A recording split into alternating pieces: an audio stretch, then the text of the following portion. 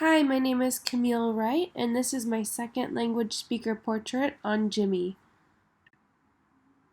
So, Jimmy is my boyfriend's roommate that he's known for about a year. He's 28 years old. He was born in Acaponeta, Nayarit, Mexico. He moved to Orange when he was 8 years old, which was in 1995.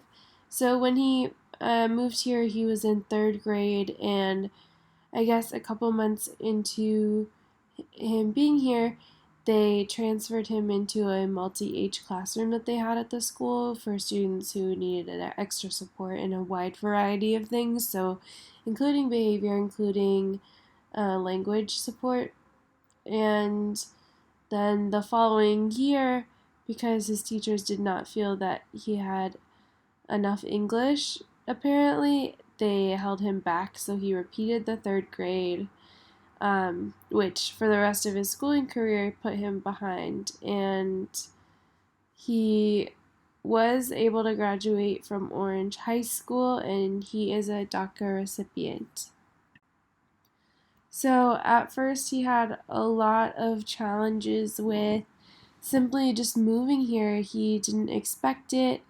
When he was 8 years old, his parents brought him over, and he really missed home and didn't understand why they couldn't go back. And so he just emotionally had issues, um, feeling like he belonged here, and he was super lost in school. Even though there were other students at school with him that spoke Spanish, he was bullied because he was the newcomer, and they weren't even allowed to speak Spanish at school. So he didn't have any friends, and being held back a year didn't help with that, because once he got to know his peers, they moved on, and he was with the younger students. Um, and that extended his schooling career by a year.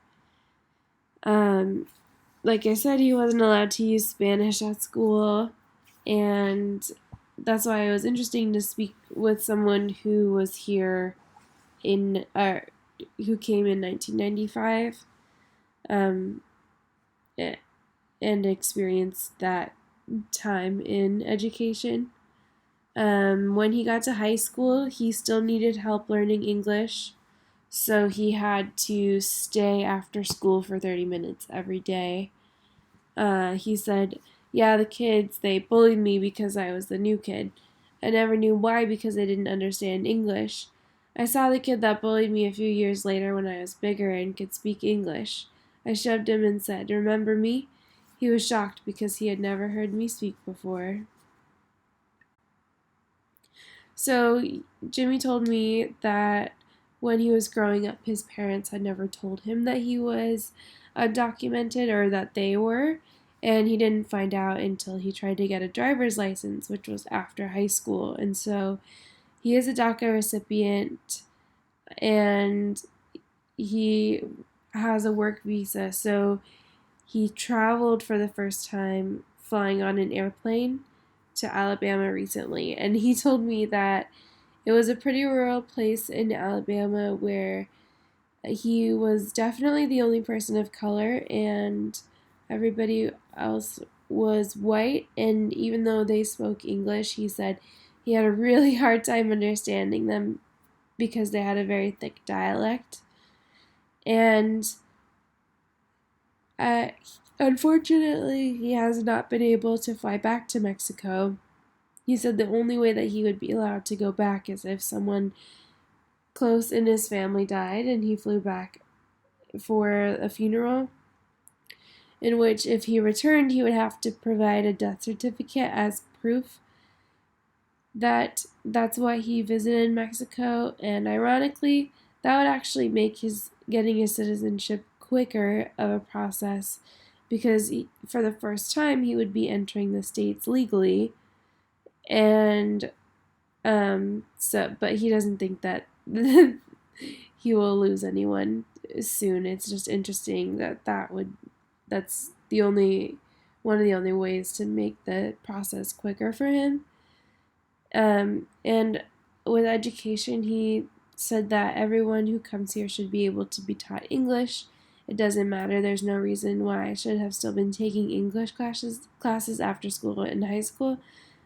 Um, so yeah, I think that for me, it was really interesting interviewing someone who was a DACA recipient because even though I've known other people who were dreamers, I haven't talked to them specifically about the topic of them um, being dreamers, and it made me feel interested to know more people's stories and um, has given me better insight on my career as a future teacher.